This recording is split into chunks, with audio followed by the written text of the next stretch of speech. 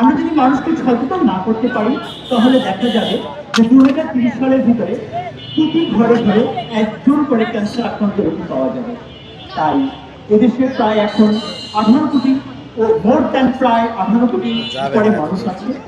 এই 18 কোটি মানুষকে যদি আমরা সুস্থ শরীরে বাঁচিয়ে রাখতে চাই তাহলে আমাদের সচেতন হতে হবে। আমরা যদি নিজেরা সচেতন না হতে পারি, আমাদের পরিবারকে যদি সচেতন না করতে পারি, আমাদের সমাজকে যদি সচেতন না করতে পারি, আমাদের দেশকে যদি সচেতন না করতে পারি, তাহলে আমরা এই ভয়ঙ্কর ক্যান্সারের হাত থেকে কোনোভাবে রক্ষা পেতে পারবো না। তাহলে কিভাবে আমরা সচেতন করব সেই মেসেজটি আমরা দিতে চাচ্ছি। আমরা জানি যে প্রায় 35% ক্যান্সার হয় ধূমপানের কারণে, মাদকের কারণে এবং পরিবেশের কারণে।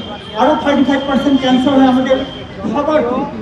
আমাদের যে ভেজাল খাবার খাই, আমরা যে ভেজাল যে জিনিসপত্রগুলো গ্রহণ করি, আমাদের সমাজে যে খাবারগুলো তৈরি হচ্ছে, যে খাবার আমরা যে কথাটা বলে থাকি যে প্রাণীর খাবার, আমাদের মানুষের খাবারের গুরুত্ব না দিয়ে আমরা আমাদের প্রাণীর খাবারের উপর গুরুত্ব দিই, যেটা হলো যে পশু যেমন গরু, ছাগল, মাছ, মুরগি, পোল্ট্রি ব্যবসা বলেন বা মৎস্য ব্যবসা বলেন, তাদের যে খাদ্যের নিরাপত্তা আছে, আমরা সেই খাদ্যের নিরাপত্তা নিয়ে কথা বলি।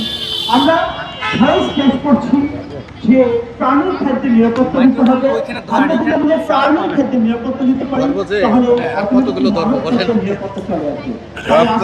আমরা ভয়েস চেঞ্জ করি কিভাবে প্রাণীর খাদ্যের নিরাপত্তা দিতে পারি, কিভাবে আমরা রাসায়নিক সারের পরিবর্তে কিভাবে আমরা ব্যবহার করে অর্গানিক খাবার কিভাবে তৈরি করতে পারি এবং কিভাবে আমরা এই অর্গানিক খাবার তৈরি করে সব জায়গায় ছড়িয়ে দিতে পারি।